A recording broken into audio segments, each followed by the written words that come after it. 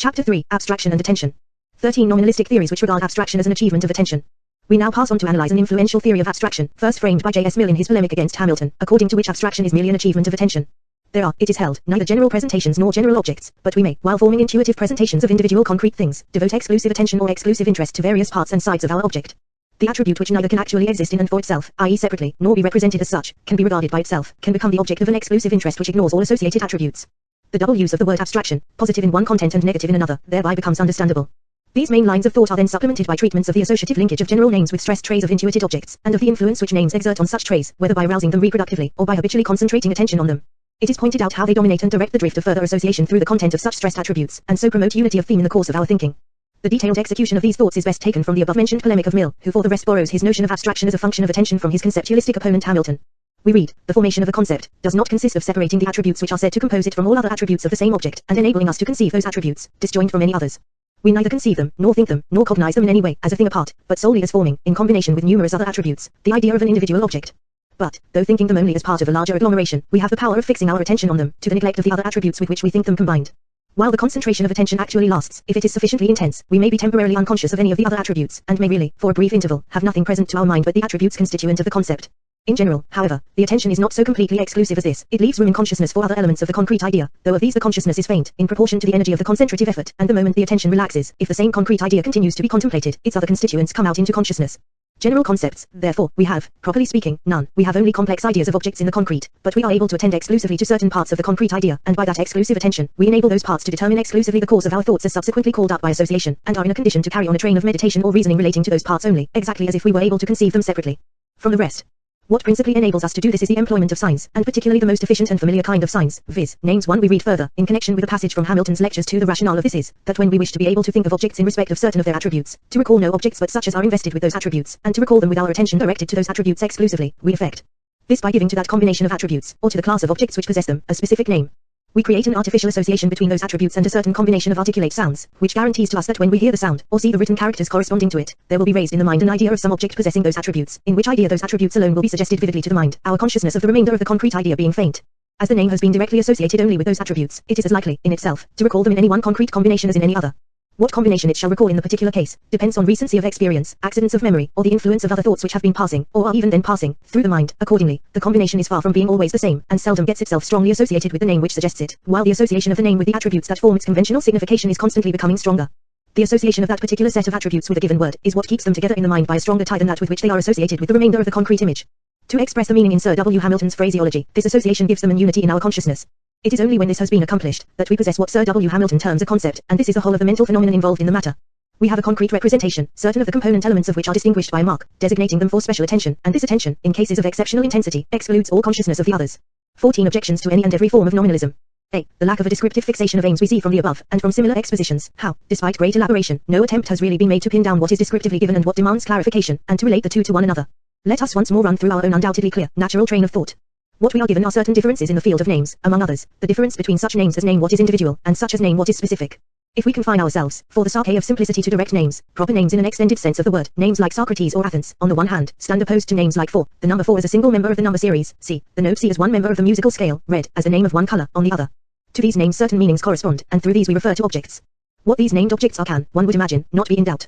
In the one case it is the person Socrates, the city of Athens, or any other individual object, in the other case the number 4, the note C, the color red, or any other ideal object. What we mean by the significant use of words, what objects we name by them, and what these objects count as when we name them, this no one can dispute with us. It is accordingly evident that when I say 4 in the generic sense, as, for example, in the statement 4 is a prime number relatively to 7, I am meaning the species 4, I have it as object before my logical regard, and am passing judgment on it, and not on anything individual. I am not judging about any individual group of 4 things, nor about any constitutive moment, piece or side of such a group, for each part, qua part of what is individual, is itself likewise individual. But to make an object of something, to make it a subject of predications or attributions, merely differs in name from having a presentation of it, and having a presentation in a sense which, while not the only one, is nonetheless the standard one for logic. We therefore assert with self-evidence, there are universal presentations, i.e. presentations of what is specific, just as there are presentations of what is individual. We spoke of self-evidence, but self-evidence in respect of objective differences of meanings implies that we go beyond the merely symbolic use of expressions and refer ourselves to corresponding intuitions for final correction. Basing ourselves on intuitive presentations, we carry out the fulfillments of meanings corresponding to our merely significant intentions, we realize their genuine purport. If we do this in our present case, some individual group of 4 units certainly floats pictorially before us, and to that extent underlies our presentation and our judgment. But we do not pass judgment on this group of 4, we do not mean it in the subject idea of our above example. Not the pictured group, but the number 4, the specific unity is our subject, and it is of this that we say that it is prime relatively to 7. Strictly speaking, this specific unity is likewise nothing in, or attached to, the apparent group, for, if it were, it would be something individual, a thing here and now. But our reference, though itself existing now, refers to nothing less than what is now. It refers to for, the ideal, timeless unity. Reflecting on our experiences of individual and specific meaning, whether purely intuitive, purely symbolic, or at once a symbolic and a fulfilled significant intention, we must now carry out further phenomenological descriptions. Their task would be to lay bare the relations, fundamental to a clarification of knowledge, which hold between blind, or pure symbolic reference, and intuitive, or authentic, reference, and in the case of the latter to show the varying manner in which individual images function in consciousness, according as we intend what is individual or what is specific. This would enable us, for example, to answer questions as to how, and in what case, the universal is brought to subjective awareness in the individual act of thought, and perhaps achieves self-evident givenness, and how it can acquire a connection with the boundless sphere of individual cases ranged under it, of which we can of course form no adequate pictorial presentation. In Mill's exposition, as in all similar expositions, there is no question of simply recognizing evident data and consequently proceeding on the path we have just sketched. What should have been a fixed point in reflective clarification, is pushed aside unnoticed. The theory therefore misses its target, which it had lost sight of before, or rather never clearly seen. What it tells us may be informative in regard to this or that psychological precondition or component of our intuitively achieved consciousness of universality, or in regard to the psychological role of signs in directing unitary trains of thought, etc., etc. This has, however, no immediate relevance to the objective use of universal meanings, and to the undoubted truth enshrined in talk about universal objects, subjects, singulars, and in predications which relate to these. That it has mediate relevance must first be established. Mill's conception, like all empiricistic conceptions, can indeed not appeal to such evident starting points or goals, since its whole concern is to prove the nullity of what such self-evidence shows to have genuine subsistence, namely universal objects and the universal presentations in which such objects are constituted for consciousness. Expressions such as universal object, universal presentation certainly arouse memories of old, burdensome errors. But, however much they may have been historically misinterpreted, they must still have a normal interpretation which justifies them. Empirical psychology cannot teach us this normal meaning. We can learn it only by going back to the self-evident sense of propositions which are built upon general presentations and which relate to general objects as subjects of their predications. 15. B. The origin of modern nominalism as an exaggerated reaction to Locke's doctrine of general ideas. The essential character of this nominalism, and of the theory of abstraction in terms of attention, the theory of abstraction held by Mill and his empiricist followers, like the theories of abstraction held by Berkeley and Hume, gets stuck in its attack on the error of abstract ideas. It gets stuck by allowing itself to be misled by the chance circumstance that Locke, in his interpretation of general ideas, hit on his absurd general triangle. It thinks that serious talk of such ideas necessarily demands Locke's absurd interpretation. The fact is overlooked that this error is especially due to the unclarified ambiguity of the word idea, and of the German word Vorstellung, and that what is absurd for one concept of idea is possible and justifiable for another. How could this fact be apparent to Locke's opponents, when their notion of an idea remained in the same obscurity that had misled Locke? In consequence of this fact, men fell into that modern nominalism, whose essence no longer lies in the rejection of realism, but of what is, properly speaking, conceptualism. Not only did men reject the absurd general ideas of Locke, but also general concepts in the full, true sense of the word, in the sense, that is evidently revealed by an analysis of the objective meaning content of our thinking as constitutive of the idea of what is a unit of thought, Denkeinheit. Such a view is fostered by wrongly interpreted psychological analyses. We tend naturally to turn our gaze among logical phenomena to whatever has primary intuitive palpability. We are then misled into taking the inner pictures which are found to accompany our names as the meanings of those names. If we become clear, however, that a meaning is merely what we mean, or what we understand by an expression, we cannot maintain such a conception. For if meaning consisted in the intuitive individual presentations which illustrate the sense of general names, the objects of such presentation, precisely as they are intuitively presented, would be just what we meant by those names, and each name would be an equivocal proper name.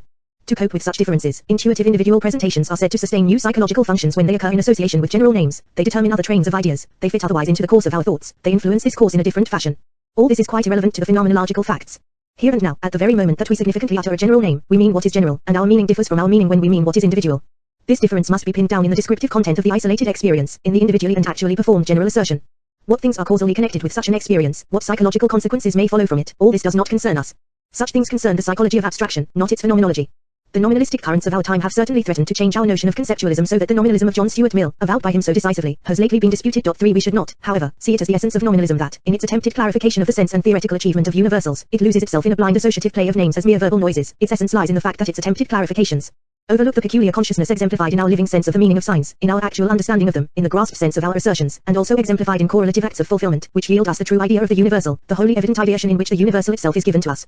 This consciousness means what it means to us, whether or not we know anything about psychology, or about mental antecedents and consequences, associative dispositions, etc.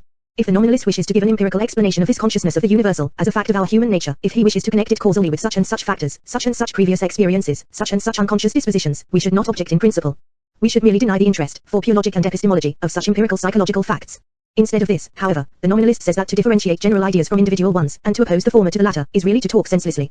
He denies that there is abstraction in the sense of a peculiar consciousness of the universal which lends evidence to general names and meanings. In reality only individual intuitions exist, some with an interplay of conscious and unconscious happenings, which never take us beyond the sphere of what is individual, nor constitute, i.e. bring to awareness and perhaps to self-presentation, any essentially new sort of objectivity. Each thought experience, like every mental state, has, empirically treated, its descriptive content, as well as its causal antecedents and consequence. It makes itself felt in the rush of life, and exercises its productive functions.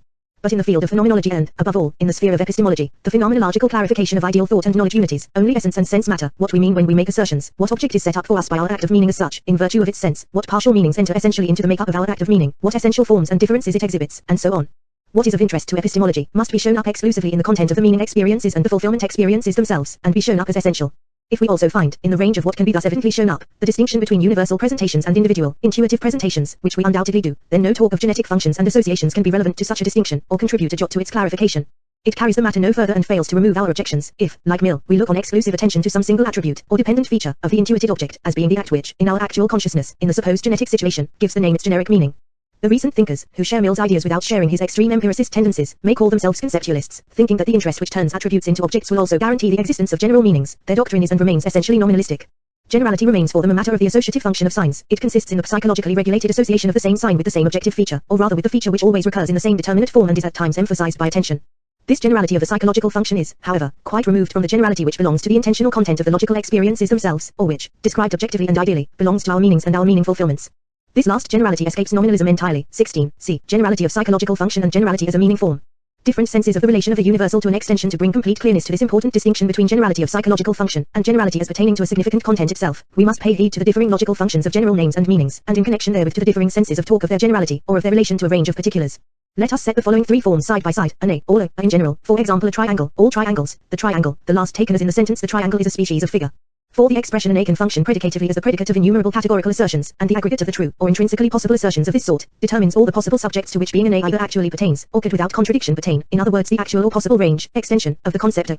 This universal concept A, or the universal predicate an A, applies to all the objects in this range. We take for the sake of simplicity the range to which it applies truly, i.e., the assertions in the aggregate in question are all true. They are, phenomenologically speaking, as possibilities, self-evident judgments with a corresponding content. This generality belongs, therefore, to the logical function of the predicate. It is not represented in the individual act, the single case where the meaning an A is enacted, or where we mean the corresponding adjectival predicate. It appears in these only as a form of indefiniteness. The word A expresses a form, which evidently pertains to our meaning intention or our meaning fulfillment, and is connected with what either intends. This form is a wholly irreducible moment. Its peculiarity can only be recognized, not explained away by any sort of psychological genetic treatment. Ideally put, the word A expresses a primitive logical form. The same plainly holds of the formation an A, which likewise represents a primitive logical structure. The generality of which we are here speaking, belongs, we say, to the logical function of predicates. It consists in the logical possibility of propositions of a certain sort. We stress the logical character of this possibility, to show that we are concerned with a possibility that can be seen a priori to belong to meanings as specific unities, not to psychologically contingent acts. If we see that red is a universal predicate, one associable with many possible subjects, our meaning no longer relates to something whose existence is in a real sense governed by those natural laws which govern the coming and going of experiences in time. We are not talking of experiences at all, but of the single self-identical predicate red, and of the possibility of certain sentences, each single in the same sense, in which this same predicate occurs. If we now pass to the form all A's, generality pertains to the form of the act itself. We expressly mean all A's. To all such A's our presentation and predication relates in the universal judgment, though perhaps no singular is itself directly presented. This idea of a range is, however, no complex of the ideas of the members of this range. So little is this the case, that such individual presentations as perhaps float before us have nothing at all to do with the significant intention to all A's. Here also the word all points to a peculiar semantic form. We leave aside the question whether it can be resolved into simpler forms or not. If we deal finally with the form the A, in specie, generality again pertains to our significant content itself. Here, however, we encounter a wholly different sort of universality, the universality of the species, which, while it may have the closest logical relations to universality of range, nonetheless evidently differs from the latter. The forms the A and all A's, likewise any O, no matter which are not the same in meaning, theirs is no mere grammatical difference, determined in the end by mere verbal noise. They are logically distinct forms, giving expression to essential differences of meaning. The consciousness of specific generality must count as an essentially new mode of presentation, as one, namely, that does not merely present individual singulars in a new manner, but makes us aware of a new sort of singulars, i.e. singular species. What sort of singulars these are, and how they stand a priori to individual singulars, or how they differ from these latter, must of course be gleaned from the logical truths which, grounded in pure forms, govern both sorts of singulars and their mutual a priori relations, i.e. their relations of essence or idea. Here there is no obscurity or possible error as long as one keeps to the straight sense of these truths, or, what is the same, to the straight sense of the meaning forms in question, whose self-evident interpretations are called truths of logic. Only an erroneous side-slip into psychologistic and metaphysical trains of thought produces obscurity. It creates pseudo-problems and frames pseudo-theories to solve them. 17. D. Application to the critique of nominalism. If we now look back on the nominalistic theory of abstraction, we see from the above that its main error lies in quite ignoring the irreducible peculiarities of the forms of consciousness, of the forms of our intentions and of their correlative fulfillments. Its defective descriptive analysis makes it blind to the fact that the forms of logic are no more than these forms of significant intention which have themselves been made objects of a consciousness which treats them as unities, and so turns them into ideal species. Generality is also to be found among these forms. Nominalism further confuses the various concepts of generality that we have separated above. It one-sidedly prefers the generality which belongs to concepts in their predicative function, as a possibility of associating the same concept predicatively with several subjects. Being blind to the logically ideal character of this possibility, with its roots in semantic form, it puts psychological associations in its place, associations necessarily alien to, even incommensurable with, the predicates and propositions in question. Since it claims to have completely cleared up the nature of general meanings through such psychological analyses, its confusions grossly distort the generality of universal and specific presentations. This generality we saw belonged to the semantic essence of the individual act as such, as an indwelling meaning form. What belongs phenomenologically to the immanent essence of the individual act is turned into a psychological play of events that throw no light, whether as causes or effects, on the individual act in which the entire total consciousness of universality comes alive. 18. The doctrine of attention as a generalizing power. One last critical observation will of course not affect certain recent followers of Mill, or, more remotely, of Berkeley, who recognize a distinct problem in the emergence of the species as an undifferentiated unity opposed to its manifold cases, and who do not attempt to solve it by having recourse to the generality of associative functioning, or to the general application of the same name and concept to all objects in their range. Their idea runs as follows: abstraction as exclusive concern eo ipso produces generalization. The abstracted attribute is de facto an element in the appearance of the individual complex of attributes that we call the phenomenal object. But the same attribute, i.e. one fully agreeing with it in content, can occur in countless such complexes. What distinguishes the repetitions of this same attribute from case to case is uniquely and solely their individualizing association. Abstraction, therefore, as exclusive concern, causes the distinction, the individualization, of what is abstracted to vanish. The reverse side of our concentrated concern is the ignoring of all individualizing aspects, which yields the attribute as what is everywhere one and the same, since it cannot present itself as different to the abstraction performed in each case. In this conception, it is said, we have all we need for the understanding of general thinking. Here it will be best to let the inspired Bishop of Cloyne speak, since it was he who first inspired the doctrine in question, though his own doctrine also gave influence to other thoughts than are here touched upon. It seems, he thinks, to be a difficulty how we can know any proposition to be true of all particular triangles, except we have first seen it demonstrated of the abstract idea of a triangle which equally agrees to all. For, because a property may be demonstrated to agree to some one particular triangle, it will not thence follow that it equally belongs to any other triangle, which in all respects is not the same with it. For example, having demonstrated that the three angles of an isosceles rectangular triangle are equal to two right ones, I cannot therefore conclude this affection agrees to all other triangles, which have neither a right angle nor two equal sides. It seems therefore that, to be certain this proposition is universally true, we must either make a particular demonstration for every particular triangle, which is impossible, or once for all demonstrate it of the abstract idea of a triangle, in which all the particulars do indifferently partake, and by which they are all equally represented. To which I answer, that though the idea I have in view whilst I make the demonstration, be, for instance, that of an isosceles rectangular triangle, whose sides are of a determinate length, I may nevertheless be certain it extends to all other rectilinear triangles, of what sort of bigness whatsoever.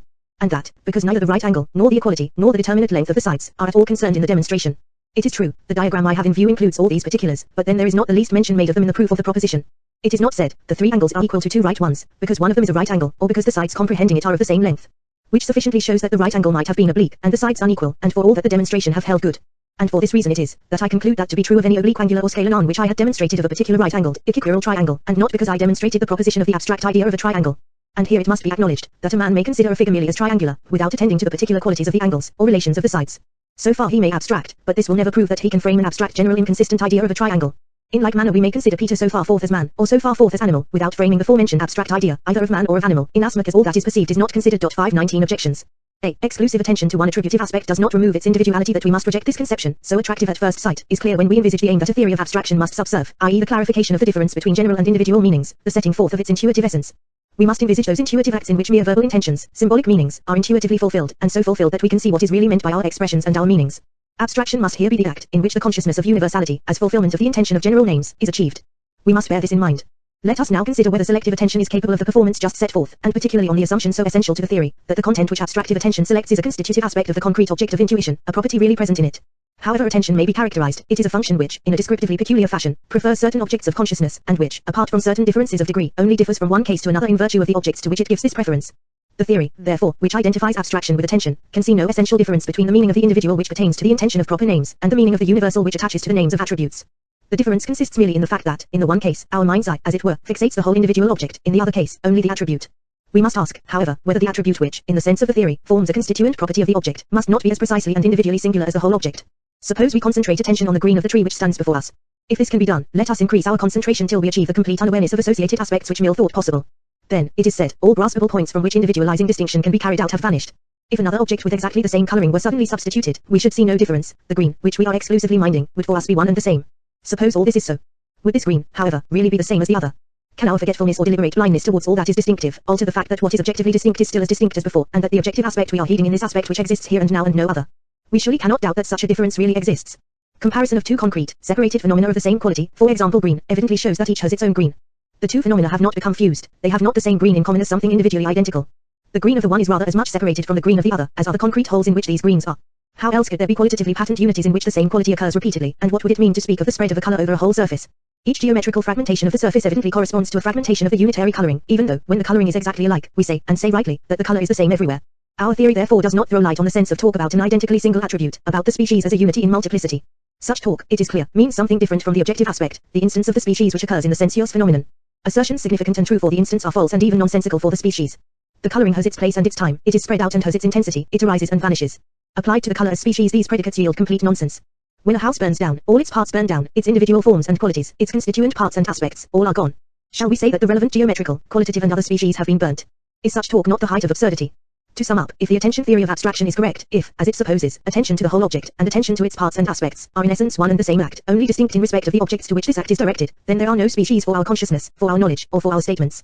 However we distinguish or shift matters around, consciousness always directs itself to what is individually singular, which is present to it as individually singular. One cannot, however, deny that we speak of species in a distinct sense, that in countless cases we both mean and give a name, not to the individual, but to its idea, that we can make assertions having what is ideally one as their subject, just as we can make assertions about what is individually singular. Our theory has therefore missed its target. Its aim was to clarify our consciousness of the universal, and it has managed times to lose sight of this consciousness in the course of its clarifications. 20. B. Refutation of the argument from geometrical thought. How do matters stand in regard to the advantages claimed for the theory as making general thinking understandable? Is Berkeley not right in insisting that, when we prove a proposition relating to all triangles, we have, on any occasion, only one individual triangle in mind, the one in our drawing, and that we only make use of the features that characterize a triangle as a triangle, while ignoring all others? We only make use of these features means that we attend to them only, make them objects of an exclusive attention. We can therefore get along without assuming general ideas. We can certainly get along without general ideas if by the latter we mean the general ideas of Locke's doctrine. But to avoid this shoal we need not lose ourselves in the false paths of nominalistic theory. We may in essentials approve of Berkeley's account while we reject the interpretation he puts upon it. He confuses the basis of abstraction with what is abstracted, the concrete instance, from which our consciousness of the universals draws intuitive fullness, with the object our thought intends. Berkeley speaks as if geometrical proofs were conducted for the triangle drawn in ink on the paper or in chalk on the blackboard, as if the chance singulars which float before us in general thought were not mere aids to our thought's intention, but its actual objects. A geometrical procedure that took its lead from the drawn figure in Berkeley's sense might yield astonishing results, but scarcely very happy ones. No geometrical proposition holds for the drawn figure as a physical object, since the latter is not really rectilinear, nor a geometrical figure at all. We can find no ideal geometrical properties in it, as color is found in an intuitive colored object. Certainly the mathematician looks at the drawing, which appears to him just as other intuited objects do. In none of his acts of thought, however, does he refer to this drawing, nor to any individual feature in it. He refers, if he does not wonder, to a rectilinear figure as such. This thought forms the subject member of his theoretical proof. What we therefore attend to, is neither the concrete object of intuition, nor an abstract partial content, i.e. a non-independent aspect. In the latter, it is an idea, in the sense of a specific unity, as abstractum in the logical sense. In logic and epistemology, therefore, abstraction must not be said to be a mere stress on a partial content, but a peculiar consciousness which, on an intuitive basis, directly apprehends a specific unity. 21. The difference between attending to a non-independent moment of an intuited object and attending to the corresponding attribute in specie. It will not be profitless to explore the difficulties of our contested theory a little further. Our own conception will become clearer when its whole contrast with this theory has been worked out. Concentrated attention to an attributive moment is looked on as intuitively fulfilling, as yielding the true sense of the general meaning attaching to the name of the corresponding attribute. To mean the species intuitively, and to perform an act of concentrated attention, are looked on as one and the same. But how do things stand, we may ask, in cases where we expressly refer to the individual moment? What differentiates the two types of case? If we are struck by an individual trait of an object, by its peculiar coloring, for example, or by its noble form, etc., we pay special attention to this trait, and yet have no general presentation. The same question applies to complete concrete things. What is the difference between exclusive attention to the individually apparent statue, and the intuitive grasp of the corresponding idea, that could be realized in countless real statues? Our opponents might reply, in individual treatment, individualizing moments enter our sphere of interest, in specific treatment, they are shut out. Our interest is confined to what is general, i.e. to a content which in itself provides no individual distinctions. Instead of pressing our previous objection, whether attention to individuating determinations creates individuality, while inattention destroys it, we ask rather whether, in individual treatment, we also necessarily mean the individuating moments, which it is held must be concurrently noticed. Does an individual proper name also implicitly name individuating determinations, those, for example, of time and place? Here is my friend Hans and I call him Hans. He is no doubt individually determined, he is always at a particular point in space and time. If these determinations were, however, concurrently meant, the name Hans would change its meaning with every step that my friend takes, on every occasion that I address him by name. Such a thing can scarcely be maintained, nor would one care to take refuge in saying that a proper name is really general. For the peculiar generality in respect of the varied times, positions, situations of the same individual thing differs in form from the specific generality of the thing's attribute or of the generic idea thing in general. Often enough, at least, we are indifferent to the here and the now in attending to some part or characteristic trait of an object. We do not therefore consider it in specie, as we certainly do not mean to perform an abstraction in the sense of a general presentation. Perhaps one might here have recourse to the assumption that individuating determinations are marginally noticed. This cannot give much help. A great deal is marginally noticed, but is not for that reason really meant. Where the consciousness of the universal is intuitively achieved, as a true and genuine abstraction, the individual object of the underlying intuition certainly has a subsidiary place in consciousness, but is not at all meant. Mill's talk about our unconsciousness of the determinations that we abstract from is a useless, strictly speaking an absurd fiction. 6 In the numerous cases where, looking to some singular intuitive fact, we utter the corresponding generality, the singular element stays before our eyes, we do not suddenly become blind to what is individual in our case. This certainly does not happen when, for example, we look at this jasmine in bloom, and inhaling its scent, say jasmine has a heady scent. If finally one grasps at a new evasion and admits that the individuating element is not specially picked out like the preferred point of our interest, not even marginally noticed, as are objects lying outside of our main interest, but that it is rather subsidiarily noticed, mit be at et, as being part of our main interest and peculiarly implied in its intention, then the whole ground of the theory is abandoned. For the theory claimed to make do with the mere emphasis of regard towards the concrete given object, or a peculiar feature given in it, and it now ends by postulating a variety of forms of consciousness that it should surely have dispensed with. 22 Fundamental deficiencies in the phenomenological analysis of attention. This leads us at once to the weakest point of the theory, which is to be found in the question what is attention. We are of course not reproaching the theory for failing to offer us a perfected phenomenology and psychology of attention, but for failing to clear up the nature of attention to an extent absolutely required by its aims. It should have ascertained what gives the word attention its unitary sense, in order to see how far its range of application extends, or what the objects in each case are that we can, in a normal sense, claim to attend to. Above all, it should have inquired into the relation of attention to the meaning or reference which gives names and other expressions their significance. The sort of theory of abstraction just disputed is possible only through the Lockean prejudice according to which the objects to which consciousness in its acts is immediately and properly directed, and the objects, particularly, of attention, must necessarily be mental contents, real occurrences in consciousness. It seems perfectly obvious that an act of consciousness can immediately act only on what is actually, workage, given in consciousness, i.e. on contents that it really, includes among its elements. What is outside consciousness can only be the mediate object of a conscious act, and this occurs simply when the immediate content of the act, its primary object, serves as a representation, an image, a sign, of what is beyond consciousness. Once accustomed to this mode of approach, one readily tries to clear up the objective relations and forms inherent in the intention of acts, by looking predominantly to their present conscious contents as their supposedly immediate objects, and, misled by the seeming intelligibility of talk about representations and signs, entirely ignores the true, supposedly mediate objects of the acts. Unthinkingly one credits to contents everything which acts, in their straightforward reference, place in the object, its attributes, its colors, forms etc., are forthwith called contents and actually interpreted as contents in the psychological sense, for example as sensations. How far this whole conception is at odds with the plain phenomenological situation, and how thoroughly it has debauched epistemology, we shall yet have many opportunities to observe. Here it may suffice to point out that when, for example, we have a presentation or judgment about a horse, it is a horse, not our sensations of the moment, that is presented and judged about. Our sensations are only presented and judged about in psychological reflection, whose modes of conception should not be read into the immediate situation.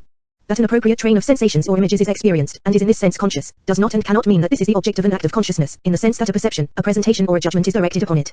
This mistaken conception has further had a detrimental effect on the theory of abstraction. Led astray by the seemingly obvious, one takes experienced contents to be the normal objects to which one pays attention.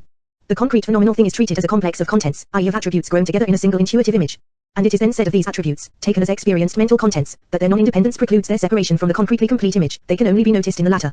How could such a theory of abstraction intelligibly account for the formation of abstract ideas of that class of attributive determinations which are indeed perceived, but which by their nature never are adequately perceived, which cannot be given in the form of a mental content? I need only mention three-dimensional spatial shapes, in particular closed surfaces of solids or complete solids, such as the sphere and the cube. And how does the matter stand with the myriads of conceptual presentations, perhaps realized with the help of sensuous intuition, but which no intuitive aspect, even from the sphere of inner sense, instantiates? Here one can certainly not talk of a mere heeding of what is given in sensuous intuition, nor of a heeding of experienced contents.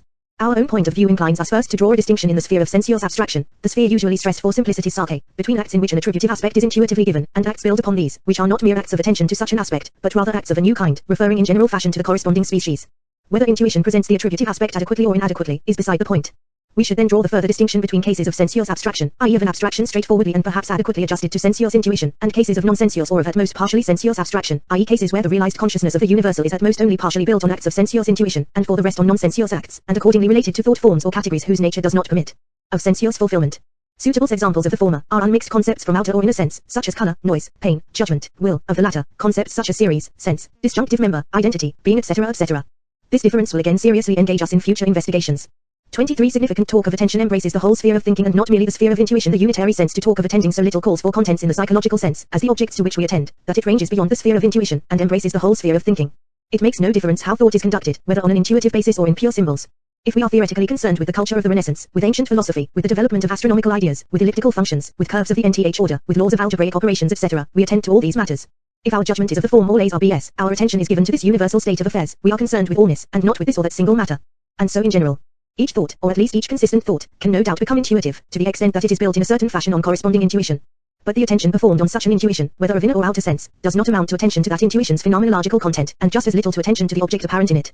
The certain, or the any, the all and the each, the and, the or, the not, the if and the then etc., are not things we can point to in an object of basic sensuous intuition, that can be had sensationally or externally represented or painted. Certain acts naturally correspond to all of them. The words have their meaning, in understanding them we realize certain forms pertaining to our objective intention. But these acts are not the objects that we mean, they are the activity of meaning or presenting, which only becomes objective to psychological reflection. The object we mean is variously the universal state of affairs all A's are B's, or the generic state of affairs the A, in specie, is AB, or the indefinitely singular state of affairs any A is AB etc. We do not attend to the individual intuition, which perhaps accompanies our thought presentations, and on which their evidence is founded. We do not attend to those act characters.